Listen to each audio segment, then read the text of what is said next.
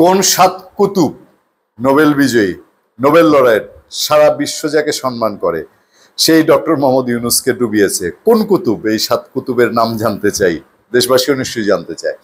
এবং মানবজমিন পত্রিকায় দেখবেন একটা রিপোর্ট আছে, মানবজমিন পত্রিকায় যে রিপোর্টটা হেডলাইন করেছে যে হঠাৎ করে জাতীয় সরকার নিয়ে একটা তোড়জোড়, একটা আলোচনা শুরু হয়েছে, জাতীয় সরকার করা হবে। ওই জায়গায় এসে যেখানে মানবজমিন বলেছে বিএনপি এবং জামাতে ইসলামী অ্যাপয়েন্টমেন্ট পাচ্ছে না প্রধান উপদেষ্টা ডক্টর মোহাম্মদ ইউনূসের, কিন্তু এনসিপির সাথে খুবই দহরম মহরম এনসিপি সেটা অ্যাপয়েন্টমেন্ট পাচ্ছে। এনসিপি দেখা করছে, বারবার সলা পরামর্শ যা করার এনসিপির সঙ্গেই করছেন ডক্টর মোহাম্মদ ইউনূস। ডুবতে ডুবতে ডুবতে ডুবতে এখনো এনসিপি নিয়েই আছেন, এনসিপি নিয়ে ব্যতিব্যস্ত। সেই রিপোর্টেই আছে যে সাত কুতুবকে খুঁজে পাওয়া গেছে। সেই সাত কুতুবের মধ্যে চার কুতুব নাকি ডক্টর ইউনূসের একেবারে আশেপাশে, আর তিন কুতুব হলেন দেশের বাইরে। তারা কারা? এই প্রশ্নের উত্তর দিয়েছেন খুবই আলোচিত সাংবাদিক, এই সময় আলোচিত সাংবাদিক, এবং জুলাই আন্দোলনেও তিনি খুব অ্যাক্টিভ ছিলেন এবং বাংলাদেশে অনেক অথেন্টিক খবরাখবর তার কাছে যায়, যেটা সবসময় সচরাচর সব সাংবাদিকের কাছে আসে না। নিশ্চয়ই তার খুবই স্ট্রং সোর্স। ডক্টর ইউনূসের আশেপাশে কুচক্রী কারা জানালেন জুলকারনাইন। অধ্যাপক ডক্টর মোহাম্মদ ইউনূস অন্তর্বর্তী সরকারের দায়িত্ব নেওয়ার পর তার চারপাশে একটি কুচক্রী মহল বলয় তৈরি করেছে বলে দাবি করেছেন অনুসন্ধানী সাংবাদিক জুলকারনাইন শায়ের। তারাই একটি কুৎসিত রকমের চক্রান্ত করেছে বলে দাবি করেছেন তিনি। দেখেন, আশেপাশে যে যাই থাকুক, শেখ হাসিনাকে অনেক সময় দোষ দেওয়া হতো, তার আশেপাশে বলা হতো চার খলিফা কে কে, সাবেক স্বরাষ্ট্রমন্ত্রীর কথা বলা হতো, ওবায়দুল কাদেরের কথা বলা হতো, সালমান এফ রহমানের কথা বলা হতো, তারেক আজিজ জেনারেল তারেক আজিজের কথা বলা হতো, যে তারা শেখ হাসিনাকে ডুবিয়েছে। কিন্তু আসলে বিষয়টা কি তাই? নিজেরটা, নিজের দোষ, নিজের দায় নিজেকেই নিতে হয়। ধরে নিলাম ডক্টর ইউনূসকে সাতজন বুঝিয়েছে, উনি তো বিশ্বমাপের অর্থনীতিবিদ, ওনার বুঝ কি সাতজনের চেয়ে কম?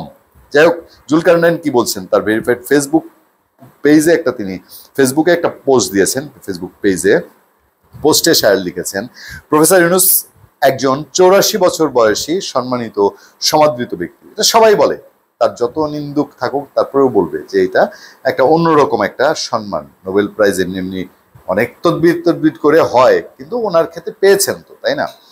তার অর্জনের সিংহভাগই নিজ যোগ্যতা পরিশ্রমের ফসল। বাংলাদেশের অন্তর্বর্তী সরকারের প্রধান হিসেবে দায়িত্ব গ্রহণের আগে স্বৈরাচার হাসিনা সৃষ্ট আইনি ঝামেলা ব্যতীত তেমন কোনো সমস্যার সম্মুখীন হননি তিনি। এর অন্যতম কারণ হতে পারে তার আশপাশে সবসময় বিশ্বস্ত, শিক্ষিত, সৎ মানুষরা ছিলেন। তার একজন ভাই ছিলেন, আপনাদের মনে আছে কিনা, আমরা যখন দেশ টেলিভিশনে জাহাঙ্গীর সাহেব রেগুলার টক শো করতেন, অকালে মারা গেছেন। তার খুবই একজন ভালো ওয়েল উইশার ছিলেন। জুলকারনাইন আরো বলেন, কিন্তু অন্তর্বর্তীকালীন সরকারের প্রধান উপদেষ্টা দায়িত্ব গ্রহণের পর তার পাশে চিহ্নিত কিছু ব্যক্তি, 3-4 জনের কথা বলছেন তিনি, একটা বিষ বলয় বা টক্সিক সার্কেল তৈরি করেছেন, মানে বিষের একটা ক্ষেত্র রোপণ করেছেন। এদের পরিচয়ে আমি আগেও আপনাদের জানিয়েছি, নতুন করে জানানোর কিছু নেই। নুরুল ইসলাম ভূঁইয়া ছোটন ও আরো কয়েকজন কুচক্রীর পরামর্শে এরা প্রতিনিয়ত প্রফেসর ইউনূসের কাছে বাংলাদেশ সেনাবাহিনীর নেতৃত্ব, বিএনপি ও জামাতের বিরুদ্ধে বিষোদগার করে একটা কুৎসিত রকমের চক্রান্ত করছে। এরা এতটাই উচ্চবিলাসী যে দেশের মূলধারার কোনো রাজনৈতিক দলের অস্তিত্বই তারা রাখতে চায় না এবং সামরিক বাহিনীর মধ্যে বিভাজন সৃষ্টি করে দেশকে একটা গৃহযুদ্ধের দিকে ঠেলে দিতে চায়। লক্ষ্য করলেই বুঝতে পারবেন কারা প্রতিনিয়ত সেনা নেতৃত্ব, বিএনপির নেতৃত্ব, জামাত নেতৃত্ব প্রত্যেককে ভিলিফাই করেছে, মানে শয়তান বানাচ্ছে, করে চলেছে। এরা সকলেই এক সূত্রে গাথা। জুলকারনাইন বলছেন, হাসিনা কাল্ট যেভাবে গুম খুন নির্যাতনের মাধ্যমে দেশে একটা ভয়ের চক্র গড়ে তুলেছিল, এই চক্র তেমনি একটা সার্কেল তৈরি করেছে যা জনমনে ঘৃণা ও অজানা আতঙ্কের সৃষ্টি করেছে।